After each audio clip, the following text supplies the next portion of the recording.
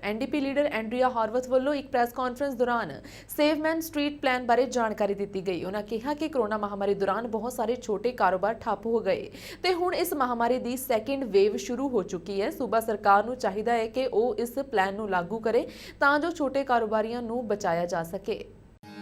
NDP leader ਐਂਡਰੀਆ ਹਾਰਵਥ ਵੱਲੋਂ ਇੱਕ press conference ਦੌਰਾਨ ਸੇਵ ਮੇਨ ਸਟਰੀਟ ਪਲਾਨ ਬਾਰੇ ਜਾਣਕਾਰੀ ਦਿੱਤੀ ਗਈ। ਉਹਨਾਂ ਕਿਹਾ ਕਿ ਕਰੋਨਾ ਮਹਾਮਾਰੀ ਦੌਰਾਨ ਬਹੁਤ ਸਾਰੇ ਛੋਟੇ ਕਾਰੋਬਾਰ ਠੱਪ ਹੋ ਗਏ ਨੇ ਤੇ ਹੁਣ ਇਸ ਮਹਾਮਾਰੀ ਦੀ ਸੈਕੰਡ ਵੇਵ ਸ਼ੁਰੂ ਹੋ ਚੁੱਕੀ ਹੈ।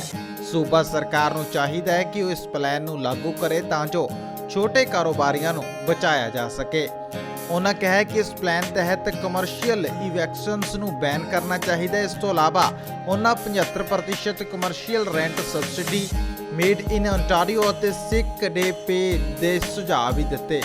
ਐਂਡਰੀਆ ਹਾਰਵਥ ਬਰੈਂਪਟਨ 'ਚ ਇੱਕ ਬੰਦ ਹੋ ਚੁੱਕੇ ਰੈਸਟੋਰੈਂਟ ਦੇ ਬਾਹਰ ਇੱਕ ਪ੍ਰੈਸ ਕਾਨਫਰੰਸ ਨੂੰ ਸੰਬੋਧਨ ਕਰਨ ਪਹੁੰਚੇ ਸਨ। First and foremost, a complete ban on commercial evictions during COVID-19.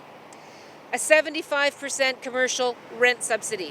This is a direct rent subsidy to help people pay the rent, help businesses pay the rent so that they don't have to shut their doors when they have little to no revenue coming in.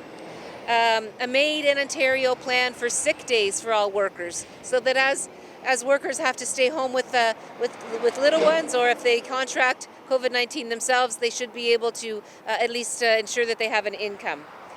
A fund to help businesses with safe reopening and the costs of remote work setups.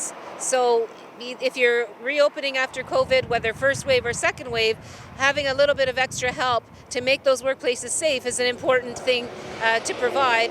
Or if you're deciding to shift your business more online, having some supports in giving you the financial capacity to make those changes would have been very, very helpful. But it still can happen if the government, if Mr. Ford pays attention to what we're putting forward.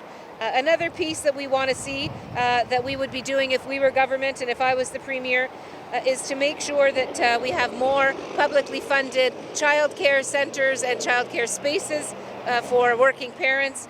We would end the insurance gouging that is happening right now.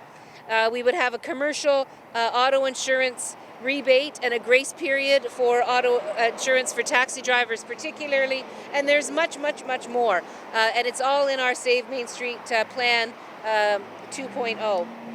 ਇਸ ਮੌਕੇ NDP party ਦੇ MPP Gurratan Singh ਅਤੇ ਸਾਰਾ ਸਿੰਘ ਵੱਲੋਂ ਵੀ media ਦੇ ਨਾਲ ਗੱਲਬਾਤ ਕੀਤੀ ਗਈ, ਜਿਨ੍ਹਾਂ ਆਖਿਆ ਕਿ ਫੋਰਡ ਸਰਕਾਰ ਕੋਲ ਛੋਟੇ ਬਿਜ਼ਨਸ ਅਦਾਰਿਆਂ ਲਈ ਫੰਡ ਮੌਜੂਦ ਹਨ ਪਰ ਉਹ ਮਦਦ ਲਈ ਹੱਥ ਅੱਗੇ ਨਹੀਂ ਵਧਾ ਰਹੇ। सब तो पहले सारे व्यूअर्स ਨੂੰ प्यार भरी सत श्री अकाल, नमस्ते ते अस्सलाम अलैकुम। मेरा नाम गुररतन सिंह है, मैं थोड़ा MPP ब्रैम्पटन ईस्ट ਤੋਂ ਤੇ ਅੱਜ ਅਸੀਂ ਬਰੈਂਪਟਨ ਈਸਟ ਵਿੱਚ ਹੈਗੇ ਹਾਂ ਤੇ ਅਸੀਂ ਸਮਾਲ ਬਿਜ਼ਨਸ ਦੇ ਨਾਲ ਅਸੀਂ ਗੱਲ ਕਰ ਰਹੇ ਨੇ ਤੇ ਅਸੀਂ ਇੱਕ ਐਕਚੁਅਲੀ ਕਾਫੀ ਦੁੱਖ ਵਾਲੀ ਸਟੋਰੀ ਸੀ ਹੁਣੇ ਸੁਣਿਆ ਕਿ ਕੱਲ ਇੱਕ ਸਮਾਲ ਬਿਜ਼ਨਸ ਬਰੈਂਪਟਨ ਈਸਟ ਦੇ ਵਿੱਚ ਉਹਨੂੰ ਬੰਦ ਕਰਨਾ ਪਿਆ ਕਿਉਂਕਿ ਉਹਨੂੰ ਸਪੋਰਟ ਨਹੀਂ ਮਿਲਿਆ ਡਗ ਫੋਰਡ ਤੇ ਕੰਸਰਵੇਟਿਵ ਸਰਕਾਰ ਤੋਂ। ਇੱਦਾਂ ਦਾ ਬਹੁਤ ਜ਼ਿਆਦਾ ਸਰਕਮਸਟੈਂਸਿਸ ਸਿਚੁਏਸ਼ਨ ਹੈਗੇ ਨੇ ਬਰੈਂਪਟਨ ਦੇ ਵਿੱਚ ਤੇ ਸਾਡੇ ਸਾਰੇ ਸੂਬੇ ਦੇ ਵਿੱਚ। ਤੇ ਜਦੋਂ ਅਸੀਂ ਸਿਚੁਏਸ਼ਨ ਦੇਖਦੇ ਹਾਂ Doug Ford and the conservative government they have $6.7 billion, ਉਹਦੇ ਕੋਲ $6.7 billion ਹੈਗੇ ਨੇ ਇਸ ਟਾਈਮ ਤੇ ਸਮਾਲ ਬਿਜ਼ਨਸਿਸ ਵਾਸਤੇ ਪਰ ਉਹ ਯੂਜ਼ ਨਹੀਂ ਕਰ ਰਹੇ ਨੇ।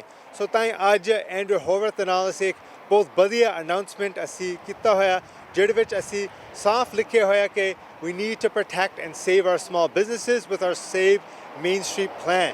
ਇਹਦੇ ਵਿੱਚ ਕਈ ਚੀਜ਼ਾਂ ਅਸੀਂ ਪ੍ਰਪੋਜ਼ ਕੀਤਾ ਹੋਇਆ। ਇੱਕ ਤਾਂ ਅਸੀਂ ਪ੍ਰਪੋਜ਼ ਕੀਤਾ ਹੋਇਆ ਕਿ ਇਸ ਔਖੇ ਸਮੇਂ ਦੇ ਵਿੱਚ small businesses need rental support ਮਿਲਣੀ ਚਾਹੀਦੀ ਸਾਰੇ ਸਮਾਲ ਬਿਜ਼ਨਸਿਸ ਨੇ ਜਿਹੜੇ ਹੁਣ ਇਸ ਟਾਈਮ ਦੇ ਵਿੱਚ ਸਟਰਗਲ ਕਰ ਰਹੇ ਨੇ। ਇੱਕ ਹੋਰ ਵੀ ਚੀਜ਼ ਅਸੀਂ ਪ੍ਰਪੋਜ਼ ਕੀਤਾ ਹੋਇਆ ਕਿ we need to make sure that we have a relief, a grace period for auto insurance for taxi drivers, limousine drivers and also for truck drivers ਇਸ ਜਿਹੜਾ ਔਖੇ ਸਮੇਂ ਦੇ ਵਿੱਚ। ਤੇ ਤੀਜੀ ਗੱਲ ਹੈ ਅਸੀਂ ਇਹ ਪ੍ਰਪੋਜ਼ ਕੀਤਾ ਹੋਇਆ ਕਿ ਇਸ ਟਾਈਮ ਦੇ ਵਿੱਚ we need paid sick leave for workers who can't go to work। ਅਸੀਂ ਕਿ ਹੋਰ ਚੀਜ਼ਾਂ ਵੀ ਅਸੀਂ ਪ੍ਰਪੋਜ਼ ਕੀਤਾ ਹੋਇਆ। Our main issue is this: we need to protect small business, we need to invest in small business to make sure they survive the COVID-19 pandemic। ਅਸੀਂ ਅੱਜ ਇੱਥੇ ਬਰੈਂਪਟਨ ਦੇ ਵਿੱਚ ਇਕੱਠੇ ਹੋਏ ਹੋਏ ਹਾਂ can Williams, owner of quality care physiotherapy ਦੇ ਨਾਲ। ਅੱਜ ਅਸੀਂ ਐਂਡਰੀਆ ਹਾਰਵਥ ਦੇ ਨਾਲ ਇਕੱਠੇ ਹੋਏ ਹੋਏ ਸੀ ਕਿ ਜਿਹੜੇ ਸਾਡੇ ਸਮਾਲ ਬਿਜ਼ਨਸਿਸ ਆ ਬਰੈਂਪਟਨ ਦੇ ਵਿੱਚ ਇਹਨਾਂ ਨੂੰ ਰਿਲੀਫ ਚਾਹੀਦੀ ਹੈ। ਐਨਡੀਪੀ ਨੇ ਪਲਾਨ ਪ੍ਰਪੋਜ਼ ਕੀਤੀ ਹੈ ਸੇਵ ਮੇਨ ਸਟਰੀਟ ਕਿ ਜਿਹੜੇ ਸਾਡੇ ਸਮਾਲ ਬਿਜ਼ਨਸ ਓਨਰਸ ਆ ਉਹਨਾਂ ਨੂੰ ਫਾਈਨੈਂਸ਼ੀਅਲ ਅਸਿਸਟੈਂਸ ਚਾਹੀਦੀ ਹੈ ਨਹੀਂ ਪਰਮਨੈਂਟਲੀ ਕਲੋਜ਼ ਹੋਣਗੇ। ਅੱਜ ਕੁਆਲਿਟੀ ਕੇਅਰ ਆਪਣੇ ਦਰਵਾਜ਼ੇ ਬੰਦ ਕਰਨ ਲੱਗੇ ਆ ਐਂਡ ਕਮਿਊਨਿਟੀ ਤੇ ਸਰਵਿਸ ਨਹੀਂ ਦੇ ਸਕਦੇ ਬਿਕਾਜ਼ ਰੈਂਟ ਰਿਲੀਫ ਨਹੀਂ ਮਿਲੀ ਐਂਡ ਜਿਹੜੇ ਇਹਨਾਂ ਦੇ ਵਰਕਰਸ ਆ ਉਹ ਵੀ ਐਡੀਸ਼ਨਲੀ ਲੇਡ ਆਫ ਆ। ਅਸੀਂ ਬੇਨਤੀ ਕਰਦੇ ਹਾਂ ਗਵਰਨਮੈਂਟ ਨੂੰ ਕਿ ਪਾਲਿਸੀਜ਼ ਇੰਪਲੀਮੈਂਟ ਕਰੋ ਕਿ ਜਿਹੜੇ ਸਮਾਲ ਬਿਜ਼ਨਸਿਸ ਆ ਉਹਨਾਂ ਨੂੰ ਰੈਂਟ ਰਿਲੀਫ ਮਿਲੂਗੀ, ਕੋਈ ਫਾਈਨੈਂਸ਼ੀਅਲ ਅਸਿਸਟੈਂਸ ਮਿਲੂਗੀ ਕਿ ਆਪਣੇ ਦਰਵਾਜ਼ੇ ਖੁੱਲ੍ਹੇ ਹੋ ਸਕਦੇ ਆ। ਇਹ ਕੋਈ ਇੱਦਾਂ ਤਾਂ ਨਹੀਂ ਕਿ ਸਿੰਪਲੀ ਬਿਜ਼ਨਸ ਕਲੋਜ਼ ਆ, ਇਹ ਸਾਡੇ ਕਮਿਊਨਿਟੀ ਮੈਂਬਰਸ ਆ, ਸੋਸ਼ਲ ਐਂਡ ਕਲਚਰਲ ਫੈਬਰਿਕ ਨੂੰ ਕੰਟਰੀਬਿਊਟ ਕਰਦੇ ਆ ਐਂਡ ਸੋ ਇਹ ਬਹੁਤ ਡੈਵਸਟੇਟਿੰਗ ਇਕਨੋਮਿਕ ਲਾਸ ਹੈ ਸਾਡੇ ਕਮਿਊਨਿਟੀ ਵਾਸਤੇ। ਕੋਵਿਡ-19 ਮਹਾਮਾਰੀ ਨੇ ਪੂਰੀ ਦੁਨੀਆ ਦੇ ਅਰਥਚਾਰੇ ਨੂੰ ਸੱਟ ਮਾਰੀ ਹੈ ਅਤੇ ਓਨਟਾਰੀਓ ਵਿੱਚ ਵੀ ਛੋਟੇ ਕਾਰੋਬਾਰ ਆਪਣੀ ਹੋਂਦ ਦੇ ਲਈ ਜੱਦੋ-ਜਹਿਦ ਕਰ ਰਹੇ ਨੇ। ਹੁਣ ਦੇਖਦੇ ਹਾਂ ਕਿ ਸੇਵ ਮੇਨ ਸਟਰੀਟ ਉੱਪਰ ਪ੍ਰੀਮੀਅਰ ਡਗਫੋਰਡ ਗੌਰ ਫਰਮਾਉਂਦੇ ਨੇ ਜਾਂ ਨਹੀਂ। ਬਰੈਂਪਟਨ ਤੋਂ ਚਮਕੌਰ ਸਿੰਘ ਮਾਸ਼ੀਕੀ ਦੀ ਰਿਪੋਰਟ PTN 24 ਲਈ।